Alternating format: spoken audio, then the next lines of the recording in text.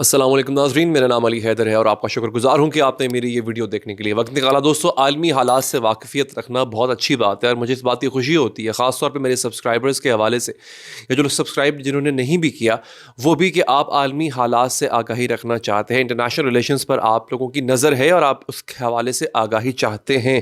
دوستو، آج میرے پاس جو خبریں ہیں بہت اہم خبریں ہیں، اور وہ ان میں سے براہ راست فلسطین کے حوالے سے خبریں اور امریکہ کے حوالے سے اور یوکرین جنگ کے حوالے سے خبریں۔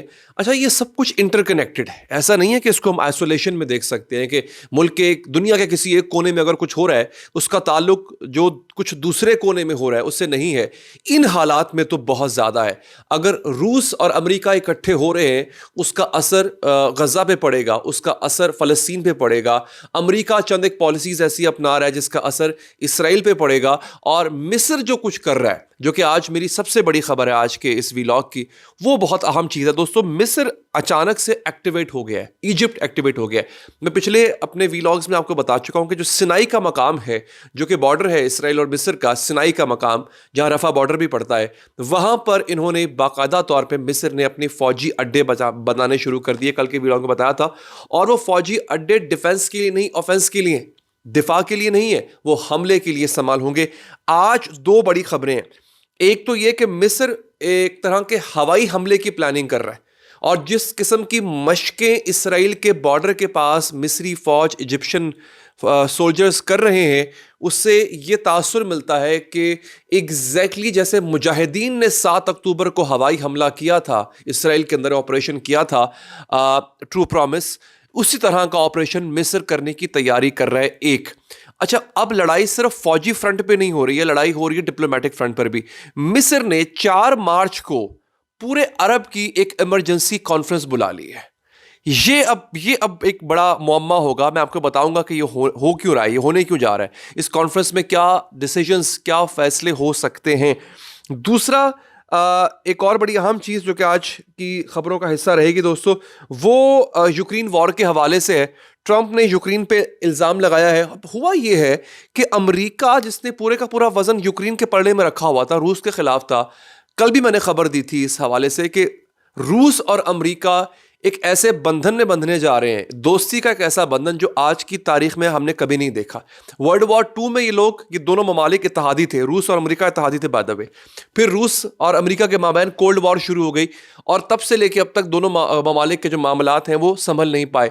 یہ پہلی دفعہ ہونے جا رہا ہے کہ پورے یورپ کو ناراض کر کے امریکہ روس سے دوستی کر رہا ہے، اور باقاعدہ طور پہ اس بات کا اعلان کیا گیا ہے، یہاں تک کہ اس کی مثال میں پہلے بھی دے چکا تھا کہ روس اور امریکہ کے جو وزرائے خارجہ ہیں وہ سعودی عرب میں ریاض میں موجود ہیں، وہ آپس میں مذاکرات کر رہے ہیں، اور مذاکرات کس حوالے سے ہو رہے ہیں؟ یورپ کا مستقبل اور یوکرین کا مستقبل۔ اور ان مذاکرات میں نہ کوئی یورپ کا نمائندہ ہے، نہ کوئی یوکرین کا نمائندہ ہے۔ اور بات صرف یہاں ختم نہیں ہو رہی ہے، بائیلیٹرل ٹائز پر بات ہو رہی ہے، یعنی دو طرفہ تعلقات۔ روس اور امریکہ کے جو تعلقات ہیں وہ ایک نئے نہج پہ، نئے لیول پہ پہنچنے جا رہے ہیں، جو اپنے آپ میں ایک بہت بڑا شفٹ ہوگا ڈائنامکس کے اندر۔ یاد رہے کہ یہی روس جو ہے وہ چائنا کے بہت قریب ہے، اور چائنا اس وقت امریکہ کے ساتھ تقریباً تجارتی جنگ میں ہے، جس کو ہم ٹریڈ وار کہتے ہیں، وہ ہو رہی ہے اس کی۔ تو ٹرمپ جو گیم کھیل رہا ہے فی الحال وہ سمجھ نہیں آ رہی کہ وہ کھیل کیا رہا ہے، لیکن روس بھی باقاعدہ طور پہ امریکہ کے ساتھ دوستی کرنا چاہتا ہے، اور اس جنگ کے اندر جو دوستی کی سب سے بڑی مثال قائم ہوئی ہے وہ ٹرمپ کا یہ بیان ہے ناظرین۔ وہ بڑی عجیب غریب ایک صورتحال ہے۔ وہ کہتا ہے، ٹرمپ کہتا ہے کہ بلکہ خود سن لیجئے، پھر میں آپ کو آگے تفصیلات بتاتا ہوں اس کی۔ Most of the cities are laying on their sides. The buildings are collapsed. It looks like a massive demolition site. So many of the cities. They haven't done it in Kiev because I guess they don't want to shoot too many rockets in there. They've done it 20%, but they haven't done it 100%. If they wanted to do it 100%, it would probably happen very quickly. But you have cities that are... وہ کہتا ہے اگر کائیو جو کہ دارالحکومت ہے Ukraine کا، اگر روس اس کو تباہ کرنا چاہتا تو بہت جلدی کر سکتا تھا۔ اچھا، اب یہ اس سے زیادہ بڑا ثبوت میں آپ کو دینے جا رہا ہوں۔ ٹرمپ نے کہا ہے کہ جو روس نے 3 سال یوکرین کے ساتھ جنگ لڑی ہے، اور یا یوکرین نے روس کے ساتھ جنگ لڑی ہے، پہلی بات تو یہ کہ یہ جنگ غلط ہے، یہ جنگ شروع ہی نہیں ہونی چاہیے تھی۔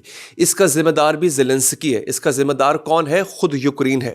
لیکن اب جنگ جو شروع ہو گئی، حالانکہ حملہ روس نے یوکرین پہ کیا تھا بائی دی وے، اس میں کئی ہزار فوجی مارے گئے ہیں روس کے. لہٰذا روس جتنا یوکرین کے اندر گھس چکا ہے اس وقت, جتنی زمین پہ روس کا قبضہ ہے, اس معاہدے کے بعد, اس پیس ڈیل کے بعد روس وہ زمین رکھ سکتا ہے. امریکہ فیور دے رہا ہے. حالانکہ اکثر معاہدوں میں کیا ہوتا ہے کہ جب جنگ بندی ہوتی ہے ہر کوئی اپنی اپنی پوزیشن پہ واپس لوٹ جاتا ہے, لیکن امریکہ یہ کہہ رہا ہے کہ اگر روس یوکرین کے علاقوں پر اپنا قبضہ برقرار رکھنا چاہے تو یہ اس کا حق ہے, کیونکہ اس جنگ میں اس کے فوجی مارے گئے. اس سے بڑا دھوکہ یوکرین کے ساتھ امریکہ نہیں کر سکتا تھا. امریکہ کی شے پر ہی یوکرین نے جنگ مول لی تھی, اپنے سے کئی گنا بڑی طاقت روس سے, اور امریکہ ہی پیچھے ہٹ گیا ہے. وہ علاقے جن پر روس کا قبضہ ہے امریکہ ان کو چھڑوائے گا بھی نہیں, وہ روس کو تحفے میں دے دیے جائیں گے. یہ باقاعدہ طور پہ اعلان کیا ہے ڈونلڈ ٹرمپ نے. اچھا, اب یہاں سے بات ذرا آگے بڑھتی ہے. یہ دیکھیے جناب, یہ ذرا گفتگو سنیے آپ ٹرمپ کی. I think I have the power to end this war, and I think it's going very well. But today I heard, oh, well, we weren't invited. Well, you've been there for 3 years. You should have ended it 3 years. You should have never started it. You could have made a deal. مذاق اڑا رہا ہے یہ Zelensky کا. وہ کہتے ہیں کہ پہلی بات تو یہ کہ میرے پاس طاقت ہے کہ میں جنگ ختم کر سکوں, ٹرمپ کہہ رہا ہے. دوسرا کہہ رہا ہے کہ آپ کو اس بات کا گلہ ہے کہ ہمیں انوائٹ نہیں کیا گیا جو نیگوسیشنز مذاکرات ہو رہے ہیں. تو مذاق اڑایا, کہا کہ تم 3 سال سے کیا کر رہے تھے, تمہیں 3 سال سے کہہ تو رہے تھے کہ جنگ ختم کر دو, تم نے ختم نہیں کی. اور اس نے یہی کہا, you should have never started the war, تمہیں جنگ شروع بھی نہیں کرنی چاہیے تھی. اچھا, ایک اور خبر کے مطابق یہ زیلنسکی کی ویڈیو ہے جو کہ شاید آپ لوگ دیکھ پا رہے ہو.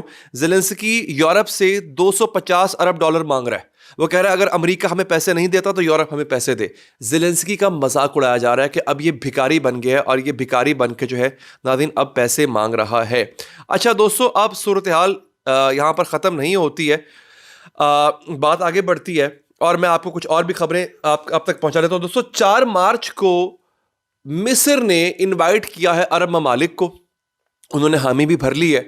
بما اردن وہ بیٹھ رہے ہیں مصر میں, کائرو میں, اور اجلاس ہے کہ غزہ کو دوبارہ ریبلڈ کیا جائے گا. غزہ کو ریبلڈ کیا جائے گا فلسطینیوں کو وہاں سے بے دخل کیے بغیر. اب اس خبر کے پیچھے میں سمجھنے کی کوشش کر رہا ہوں, آپ لوگ میرا ساتھ دیجیے گا کہ کیا یہ امریکہ کے کہنے پہ ہو رہا ہے. حالانکہ امریکہ نے جب کہا تھا کہ ہم فلسطینیوں کو غزہ سے نکال کے غزہ کو ریبلڈ کریں گے تو سب نے اس کی مخالفت کی تھی. ٹرمپ نے یہ کہا تھا کہ اس ریبلڈنگ دوبارہ سے جو بنایا جائے گا غزہ کو, اس کا پیسہ امریکہ نہیں دے گا, اس کا پیسہ عرب ممالک دیں گے. یہ بھی اس کی بدماشی ہے. تو سب نے کہا تھا نہیں ہم ایسا نہیں کریں گے. بڑے خوش ہوئے جناب کہ جب اس کو ڈسٹروائے امریکہ نے اور اسرائیل نے کیا ہے تو بنائے بھی وہی, باقی کوئی اور پیسے کیوں لگائے. لیکن اب ہونے یہ جا رہا ہے کہ اس اجلاس کے بعد عرب ممالک سے ہی کہا جا رہا ہے کہ آپ پیسے لگا کے غزہ کو دوبارہ تعمیر کریں. لیکن فرق صرف اتنا ہے کہ ٹرمپ چاہتا ہے کہ اہل فلسطین کو, اہل غزہ کو وہاں سے پہلے نکالا جائے, لیکن یہاں پہ پرپوز یہ کیا جا رہا ہے کہ ان کو وہاں سے نکالے بغیر ہی غزہ کی دوبارہ تعمیر نو کی جائے گی. تو دوستو, یہ ایک اہم خبر تھی. چین کے حوالے سے میرے پاس بڑی خبر ہے. چین نے کہا, یہ الجزیرہ خبر دے رہا ہے, میں آپ کو کوٹ بھی کر دیتا ہوں. China believes Gaza and the occupied West Bank are not a bargaining chip in the political trade-offs, says China's foreign minister. کہ یہ کوئی بارگیننگ چپ نہیں, یعنی اس کے بدلے میں اس کو استعمال کرتے ہوئے, غزہ کو استعمال کرتے ہوئے ممالک آپسی تعلقات سلجھا یا خراب نہیں کر سکتے. یعنی اس کو لے کر کے ایک دوسرے سے لوگ ممالک ڈیل کریک نہ کریں جیسا کہ ٹرمپ کرنے کی کوشش کر رہا ہے. تو چائنا نے اپنا غزن جو ہے وہ بیسکلی غزہ کے پلڑے میں ڈال دیا ہے. باقی کچھ چھوٹی چھوٹی خبریں ہیں دوستو. سعودی عرب نے $6 بلین کی ایک ڈیل, ڈیفنس ڈیل کی ہے ترکی سے, جس میں وہ ان سے وارشپس, آرمڈ وہیکلز اور میزائلز خریدے گا. اچھا, آخری خبر میں آپ تک, بلکہ آخری نہیں, ایک خبر بہت امپورٹنٹ خبر ہے, اس کا تو تھمبنیل میں بھی ذکر تھا. یہ آپ ایک ویڈیو دیکھ سکتے ہیں دوستو, اور یہ ڈیموکریٹس کی طرف سے جاری کی گئی ویڈیو ہے. امریکہ کے مختلف علاقوں میں, خاص طور پہ جہاں پہ اس وقت نیو یارک سٹی کی بات ہو رہی ہے, یہاں پہ میسو پروٹیسٹ چل رہے ہیں صدر ٹرمپ کی پالیسیز کے خلاف.